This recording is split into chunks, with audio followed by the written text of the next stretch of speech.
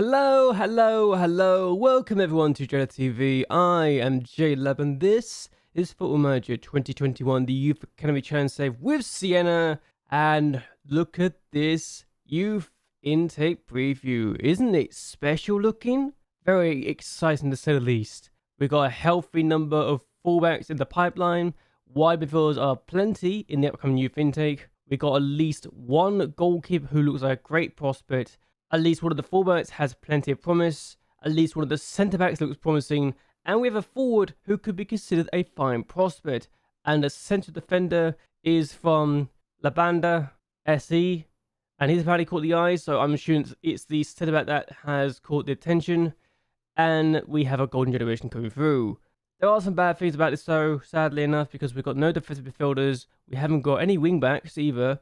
Most of the centre midfielders don't look like they'd be good enough. The wide midfielders do not look great either, and the attack midfielders look like they're going to be below the standards, and there are just a few wingers in general, so a few things to be excited about, but a few things to be disappointed about as well. And if we get a centre-back, that's great news, because we need more strength in that area, and another striker. I think we'll have a lot of strikers at this point. Hell, even another goalkeeper. If we get another goalkeeper, that's also really good, because that's an area I think we're starting to lack in, and this is very exciting. Simeon Calvano is definitely pulling his rate here, and I should have picked this guy up sooner, it looks like. So, yay for that. If only his ability... I might need to worry about his judging ability and just potential, though. So, if only that was better. If only that was better. Still, that being said, we've had a few games since the last minute, so shall we talk about them? The first game we had was a 3-0 against Bari, and Finale scored the opening goals like 10 minutes with that header. That's a very good finish from him. 24 minutes in, we are 2-0 up. Ishan with the ball through to John Bart, who is going to have the easiest time in the world using his pace to his advantage. 2-0 here. We're going to make it 3 from the spot just before half time. Roberto Novello with the finish. A good performance, a simple performance against Bari, who have actually caused me problems in the past, so it's actually nice to be able to beat them this time. And I'm going to have to ask my board if I can get a new stadium extension or something like that, because I think we're starting to sell out a lot, and that's not great if you are looking to make a lot of money, you know? Or it is great, but you need to have to worry about the new fan base and everything else, don't we? The next game we had was against Roma, and we drew 0-0 against them. They had 4 shots to our 8. They had no shots on target to our 4. So I think we should have done better here. And I'm a little disappointed we didn't get a goal, but their goalkeeper was made to work, and their defense also was pretty good. So Meunier was a very good defender today, and he's actually pretty good, isn't he? A driven centre-back from China. He's no doubt in their first team international duty, so no wonder he's got 67 caps. Still, they held us to a 0-0 draw, and I was a bit disappointed, not gonna lie. We then played a very rotated game for the last game of the Europa Conference League, and we won 2-0. And Tortelli, with that finish, a very good volley just before half-time, or just in the second half, and I was thinking, wow, that's a great goal. Then we made some changes, and Calandra scores against Celje to make it 2 and to kill off the game. It was a good finish, and we were never troubled, really. 22 shots to nothing. They had no shots at all, so we were very good, despite the fact that we had a very rotated team, and I was looking at this and thinking, wow, this team is really good. Can we keep this up going forward? Even if it's fully rotated, we can absolutely rest of the team now for some of these games and still come out on top. What I wasn't prepared for was to go behind inside the first minute of the game thanks to a Taylor finish, and then to lose 1-0 against Torino. So that was a bit of a shock to the system. Wasn't expecting it. Margoni was also injured inside 5 minutes. Basanti got himself sent off for a stupid tackle, so he's out for the next couple of games. I'm actually dropping him for a long time anyway, because I think he's no longer good enough for me. And I was a bit disappointed, not gonna lie. Terrible result this game. Then we took on AC Milan, and we beat them by a goal to 0. So there's a problem that's starting to emerge, I think, as Mapelli gets the winning goal. We are not scoring as many goals this year as they had done in recent years, and we probably could do more. We even missed a penalty, actually, and this is actually unusual for Calandra to miss a penalty, because he's normally pretty good from the spot. But Calandra took this penalty, and he hit straight down the middle, and Perez denied and gets there first anyway. So, a bit disappointing we didn't get more of a goal here, but we were their team. They just held us to a 1-0 win only and not a 2-0 win. So, I'm a little disappointed, not going to lie.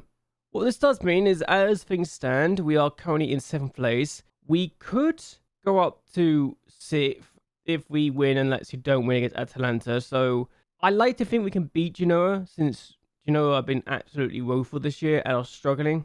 They've also had a problem as well where they've set the manager and they got knocked out of the Coppa Italia by a Serie B team. So they're struggling this year. Also, AC Milan just sacked Frank Lampard, so that was interesting, to say the least. Didn't see that one coming, actually. I thought they were doing okay, and then I saw, oh, he's been sacked in just 161 days.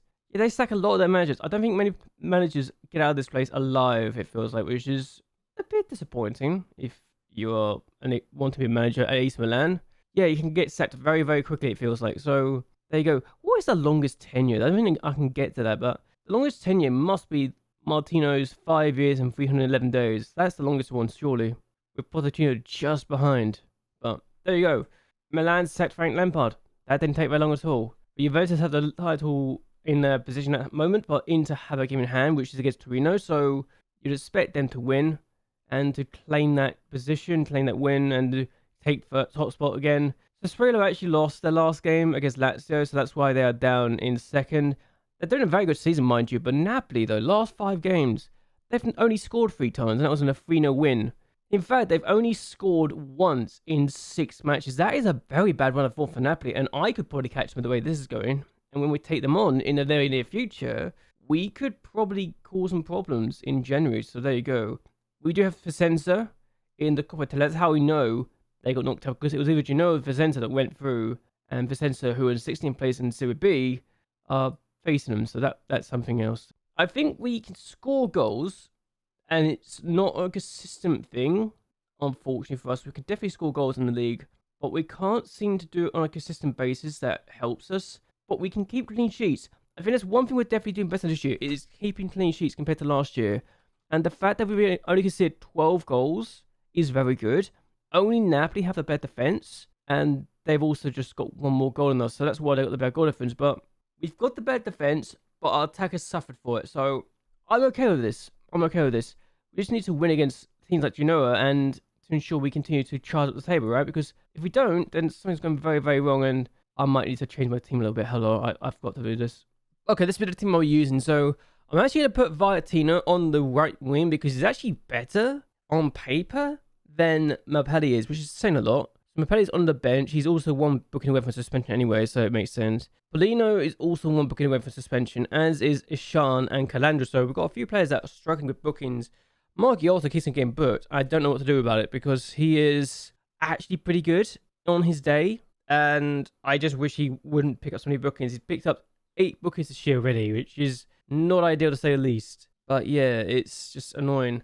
Also, I wish he was better than this. So I've noticed something, that if you get 3.5 stars in this team, you are a Serie A player if you get 3.5 stars in current ability. Unless you're in midfield. Apparently midfield is so good now that 3 stars is a Serie A player now. That's actually good to see. It's just a shame every other area is not that case, but what can you do? Either way, let's take on Genoa and ensure we win today. And Mangoni's out for 8 days to 3 weeks due to a hamstring strain, so that's why I'm giving this youngster a chance. He's got potential. He is good. Yes, he's only a Liga Pro. Yeah, Liga Pro is 2 stars and below. Serie B is 2.5 stars to 3 stars, and Serie A is 3.5 stars up. So it's good to know that we got talent here that can be very good. And this guy can play in these areas too, so it's good to have the extra depth. This guy's also one of my Milan and Napoli and Atalanta, so I know he's good. So that's why I'm going to use him. Either way, let's see how we do in this game against Genoa, shall we? Okay, so we have a chance for a free kick. Is Novello now? Iferret and Ishan now on the ball. Iferret's lost out, but Novello gets it back. Here's Iferret again. Finds Viatina, who I feel can be very good as a winger. It just hasn't shown his ability yet. He's won a penalty though, so that's good.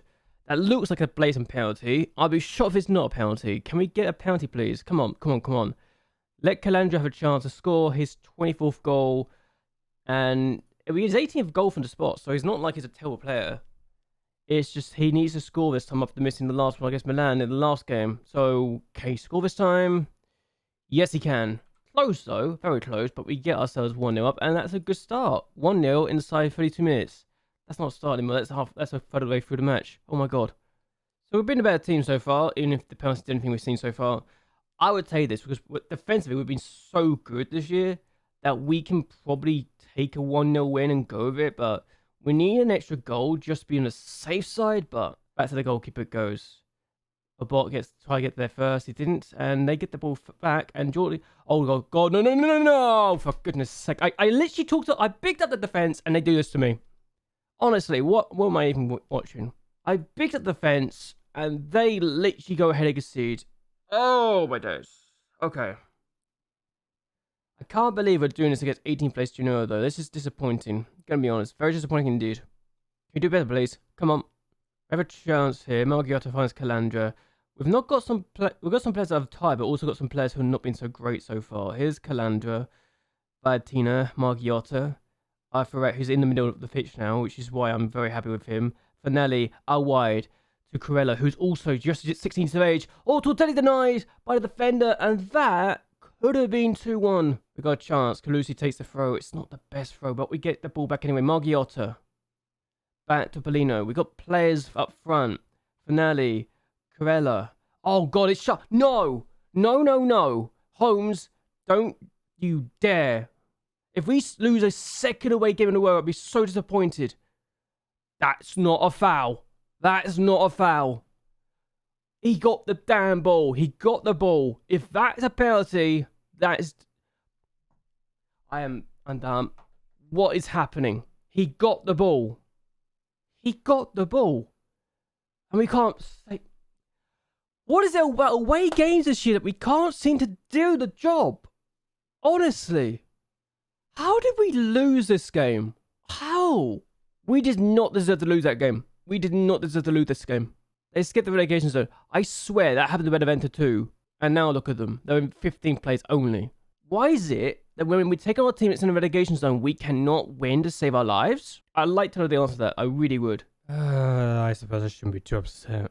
I think I need to get work on a tactic that actually stops me from losing these games. We should have just gone defensive as soon as we got the lead and then gone down with it. Honestly, what am I doing? What am I doing? Alright, yeah, that's not great. We're still in the 7th though, because Bologna also lost. But the fact we've lost 2 in the last 3 is not a great sign for our point of view. And we've missed a chance to go above Lazio, who also lost. We've really blown our chances here of getting in European football, I think. We're only 1 point clear of Atalanta, who are in 11th place as well, so we literally could finish in the bottom half again. Every year, we need to be more consistent, I think, overall. Because in recent years, we only seen, when we get European football, the next year we drop out European football altogether. If we could sort that out, that'd be great. But what we're going to do, though, is end this here. I hope you guys have enjoyed yourselves. Hope you guys like and share this video. And also subscribe to the channel. It really does help me a lot. Oh, God, Bernie, Triple Boys played the relegation zone. That's not great. But anyway, the next time, bye, and well, good night.